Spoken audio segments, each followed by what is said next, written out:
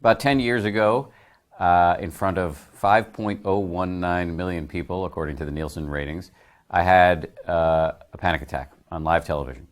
Robin, we're going to go now to Dan Harris, who's at the news desk. Dan. Good morning, Charlie and Diane. Thank you. Wall Street honors former president. I was doing a job that I'd done many times before, which was filling in as the newsreader on Good Morning America. The job basically entails coming on at the top of each hour and reading a series of headlines to the audience, bringing them up to date on the news of the day.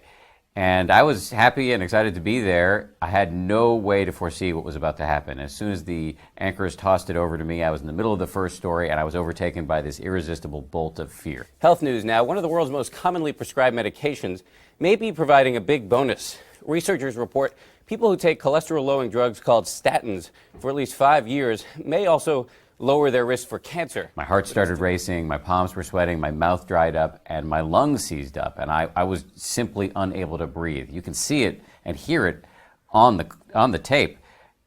I'm gasping for air.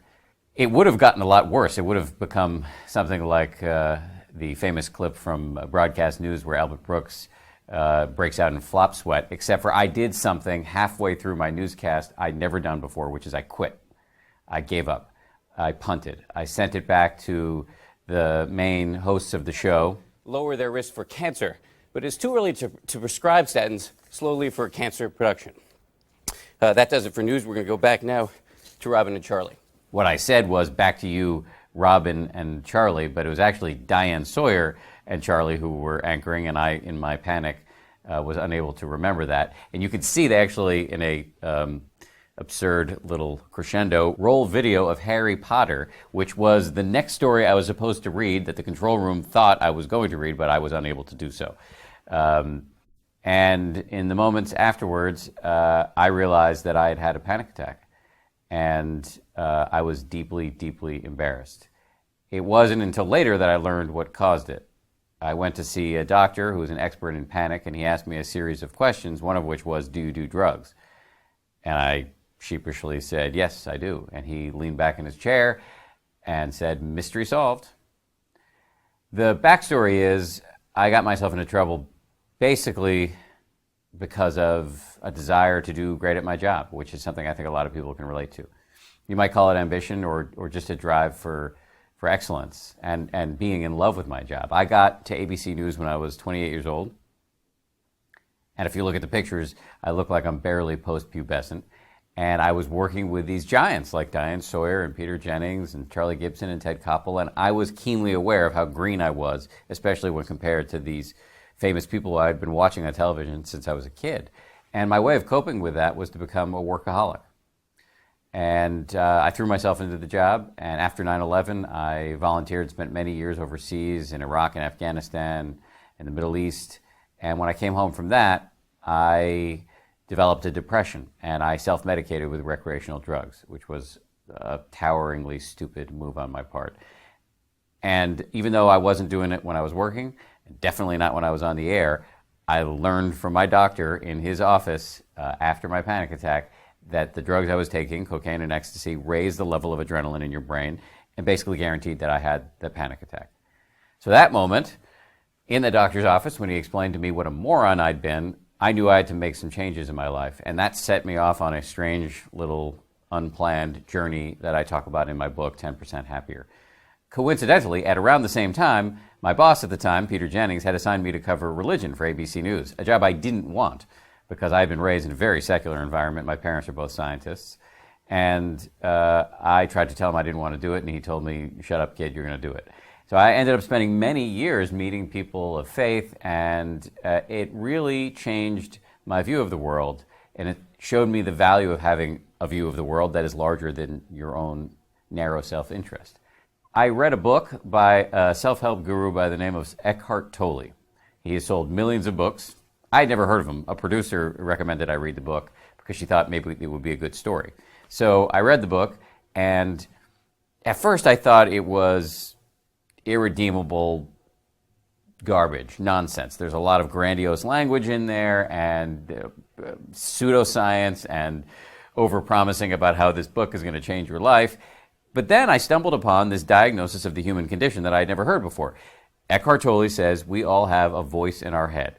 He's not talking about hearing voices in the schizophrenic sense. He's talking about our inner narrator, the thing that wakes us up in the morning and yammers at us all day long. It's a unpleasant stew of negative, repetitive, ceaselessly self-referential thoughts, constantly judging, wanting, not wanting, comparing ourselves to other people, casting forward into an imagined future, remembering an idealized past as opposed to being where you are right now. And I thought, yeah, that describes me. In fact, that voice pretty much is responsible for all the things that I'm most ashamed of in my life, including that panic attack in front of millions of people. And so I was completely captivated by this description of the human condition. And I went and met Eckhart Tolle, and I found him to be almost exactly the same in person as he is on the page, which is he's half incredibly interesting and incisive and half deeply, deeply confusing. So unsatisfied by that encounter, I then went off and met a bunch of other self-help gurus who also left me confused. Many of them left me mildly infuriated because they were full of a word that starts with S and ends with T. And my wife, at some point, after hearing me yammer on about Eckhart Tolle and the like for many, many weeks, gave me a gift. She gave me a book by a guy named Dr. Mark Epstein, who's a psychiatrist in New York City who writes about the overlap between psychiatry and Buddhism. And I realized when I read this book that all of the smartest stuff in Eckhart Tolle's book was actually taken pretty much from the Buddha. And unlike Eckhart Tolle, the Buddhists have some actionable advice for dealing with the voice in your head. The problem was I didn't want to do it. Their advice is to meditate, which I always thought was uniquely ridiculous and only for people who live in yurts and are really into aromatherapy and collect crystals, et cetera, and wear little symbols on their hands. But in fact, as I learned, there's an enormous amount of science that says that meditation is simple brain exercise that can have an extraordinary impact on your brain and your body. It can lower your blood pressure, boost your immune system, and literally rewire key parts of your brain that have to do with self-awareness, compassion, and stress. So when I heard that, I decided to give it a shot.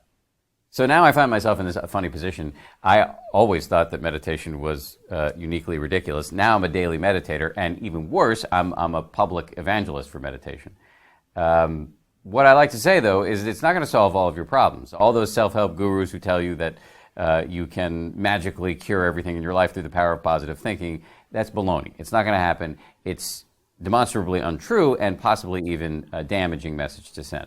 However, meditation is a scientifically tested, simple thing you can do every day that will make you significantly happier. I called the book 10% Happier for a couple of reasons. One, I wanted to counter-program against the overpromising of the self-help gurus. But also, I think we're ready for a more mature, realistic dialogue about happiness. And nothing's going to solve all of your problems, but meditation can change the relationship between you and that voice in your head, which is responsible for most of the things you're probably most embarrassed about in your life.